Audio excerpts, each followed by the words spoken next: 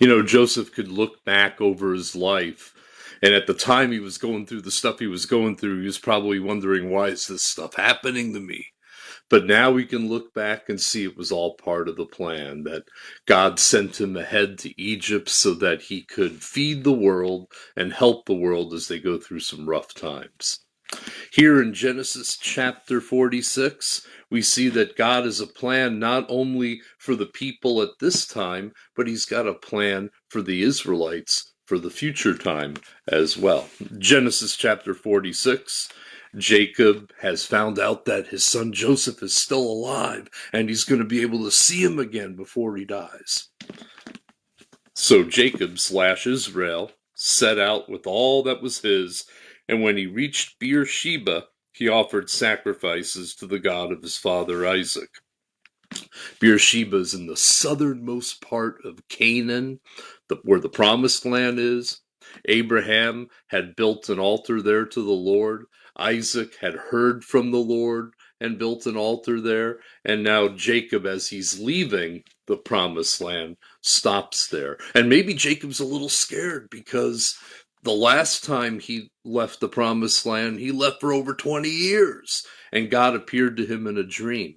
And now, this time as he's leaving the promised land, God appears to him in a dream, because he's probably thinking, am I making a mistake? Is this a terrible error on my part? I already know from my grandpa Abraham that our descendants are going to be in a land not their own for 400 years. Am I precipitating this? Is this a punishment? What's going to happen to us? He wants to know about the future beyond his time. Verse 2, God spoke to Israel in a vision at night, which we call dreams, and said, Jacob, Jacob. Here I am, he replied. I am God, the God of your father, he said. Do not be afraid to go down to Egypt. You know what that means? It means he was probably afraid to go down to Egypt because Abraham had gone down there and it didn't go well for him in Genesis 12. He had told a lie and said, my wife is really my sister, so that he wouldn't be killed or lose his life on account of her. And so Jacob is like, I don't know, do I really want to do this? Yes, I want to see my son again. Yes, I'm astonished that he's Lord of all Egypt, but is this really a good idea? And now God is saying, don't be afraid. Why should you not be afraid to go down to Egypt? I will make you into a great nation there. Verse 3. Remember we talked about how segregationist and prejudiced the land of Egypt was? The Egyptians ate by themselves. The Hebrews eat by themselves. They don't like shepherds, so they stay away from shepherds because they considered them unclean. Well, because of the segregation, this allows the Israelites to really take off, because up until now, it's taken, over 200 years for the Israelites to get 70 people. Well, over the next 400 years in Egypt, they're going to grow to over 600,000 men besides women and children. So being in Egypt, segregated by themselves, is going to give them an opportunity to flourish numerically. God says, I'll make you into a great nation there. Verse 4, I will go down to Egypt with you. See, that's the key. I mean, anywhere you go, you want God to be with you. Or better yet, you want to be with God. And I think knowing that God is going to be with him, that had to have made Jacob feel so much better about the situation. I will go down to Egypt with you, and I will surely bring you back again. Now that has double meaning. Number one, when he dies, he's going to be brought back to be buried beside Leah in the promised land. And secondly, he's going to bring his entire family, his descendants, back to the promised land at the end of the 400 years. And then he says, and Joseph's own hand will close your eyes. He's going to be there right up to the very end for you. Then Jacob left Beersheba, and Israel's sons took their father Jacob and their children and their wives in the carts that Pharaoh had sent to transport him. So he's going to Egypt in style. So Jacob and all his offspring went to Egypt, taking with them the livestock that they acquired. Jacob brought with brought with him to Egypt his sons and grandsons and his daughters and granddaughters, all his offspring. And there's a lot of conversation about the exact number of descendants and who should be counted and who should not be counted. It says that 70 people in all went. Well, we know for a fact that some of those 70 weren't born until after they got there. Like Hebrews 7 verse 10 says, some of the descendants were still in the loins of their ancestor, but yet they counted them in this particular count. We'll get to that. Verse 8, these are the names of the sons of Israel. Reuben, the firstborn of Jacob, and then it mentions the sons of Reuben, Hanok, Palu, Hezron, and Carmi. The sons of Simeon, Jemuel, Jamin, Ohad, Jachin, Zohar, and Shaul, the son of a Canaanite woman. Now, Zohar is going to be the name of a book of Jewish mysticism that would be written in the Middle Ages. Just saying. Verse 11, the sons of Levi, Gershon, Kohath, and Merari. Now, each of these three sons of Levi make up the entire priesthood. And Gershon, they would have been in charge of when the tabernacle was done being used, taking everything down and covering up everything with blue cloths. The Kohathites would be in charge of carrying the articles that are inside the tabernacle and carrying them on poles so as not to touch them. And the Merarites, they were in charge of carrying the poles and the cross beams and the outer part of the tabernacle, the structure itself, when they were going on trips. So these three sons of Levi, their descendants, would be in charge of caring for the portable tabernacle. Then it mentions the sons of Judah, Onan, Shelah, Perez, and Zerah. But then it says, and Onan had died in the land of Canaan, but they're included in this count because they are part of the heritage of Israel. The sons of Issachar, Tola, there was a judge that saved Israel in the book of Judges. His name was Tola, not the same guy. Pua, Jashub, and Shimron. The sons of Zebulun, Sered, Elon. There was a judge named Elon that saved Israel, not the same guy. And Jaleel. Verse 15, these were the sons that Leah bore to Jacob in Padan Aram when he was hanging out with Laban, and there were 33 in all. And then it mentions the sons of Gad, the sons of Asher, and these were the sons born to Jacob by Zilpah, whom Laban had given to his daughter Leah, 16 in all. And now we get into the sons of Jacob's wife Rachel, Joseph and Benjamin. In Egypt, Manasseh and Ephraim were born to Joseph by Asenath, daughter of Potipharah, priest of On.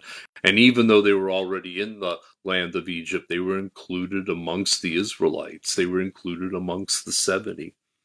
And then the sons of Benjamin. Now, this is a little bit confusing.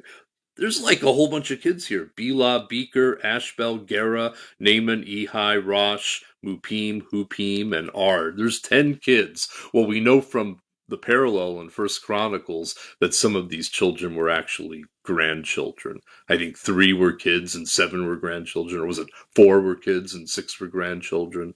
But the question that people come up with is, how in the world did he have time to have all those kids? He was just a little boy when Joseph was sold as a slave, and he probably wouldn't be much older than 25, 30 years old at tops. I don't even think he was that old. How in the world can somebody that young already have lots of kids like that?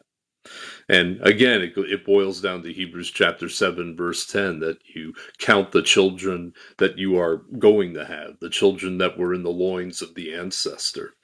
And so they are included in this count, although the word descendant can refer to a child or a grandchild in Hebrew. So, a little confusing there.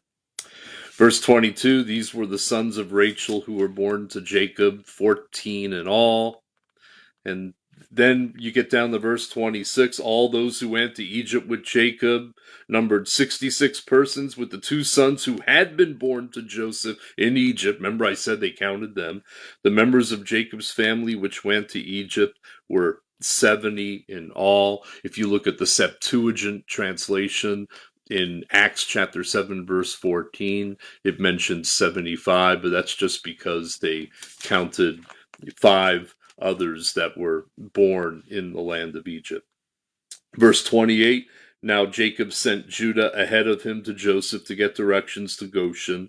When they arrived at the region, they didn't have GPS back then, so you actually had to get directions.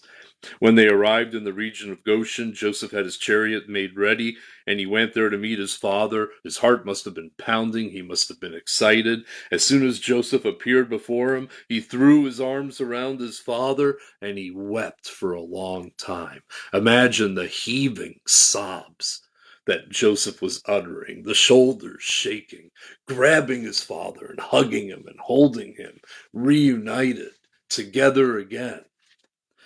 Verse 30, Israel said to Joseph, now I am ready to die, since I have seen for myself that you are still alive. Remember, he had said in Genesis 37:35, you're going to bring my gray head down to the grave in sorrow. Now we have the opposite. Now he's revived, and he's ready to die at whatever time God says, because he has seen for himself that the son that he loves is still living. It's a very touching story. Now, Jacob is going to live for another 17 years in the land of Egypt. Sometimes people think, oh, that guy's old, he's going to die real quick. No, look, we'll read on. Verse 31, then Joseph said to his brothers, I will go up and speak to Pharaoh, and I will say to him, my brothers and father's household were living in the land of Canaan. They've come to me. The men are shepherds. When Pharaoh calls you in and asks, what do you do for a living? You should answer, your servants are shepherds. We've tended livestock as we did from our boyhood on. And then you'll be allowed to settle in the region of Goshen, separated from the Egyptians, for all shepherds are detestable to the Egyptians. And then we find out in the next chapter that Jacob is 100. How old does it say he is? 130. Well, I think he lives another 17 years to age 147. So God gives him time to be able to be with Joseph and to be able to be with his children and his grandchildren. This is all part of God's plan to keep the Israelites from starving to death in the land of Canaan, to preserve the messianic line so that the Christ could be born in Bethlehem. We don't always know why things are going the way they're going. Sometimes we're like, why did God let this happen? I'm mad at God because he let this happen. Well, man, you don't know the whole story. Maybe it was God has a plan way bigger than what you were thinking. Maybe God had a purpose in taking that loved one to heaven when they were going to heaven. Maybe there was some terrible, evil things coming up and he wanted to spare them from that. Or maybe God has a plan to use you in a powerful way in a certain location that you never would have dreamed possible before. We simply do not know all that God knows. What we do know is that God is all wise, all knowing, all loving, and we can trust him to lead us and guide us and direct us. Well, that's our lesson from Genesis chapter 46. We see that God's plans are for good. He reunited Joseph with his father Jacob. They still had some years together to fellowship. There's more story to tell. And I just want you guys to have a wonderful weekend. I hope that you enjoy the beautiful sunshine if you're in Northeast Wisconsin or wherever you're at, that you have a good time. And this Sunday at church, we're going to be looking at the temptation of Christ. Marc chapter 1, verses 12 through 13. We're going to travel back in time to see that signature event in the life of the Savior. Jesus loves you, this I know, for the Bible tells me so. Have a wonderful day, everybody. Good morning, Beverly, and God bless.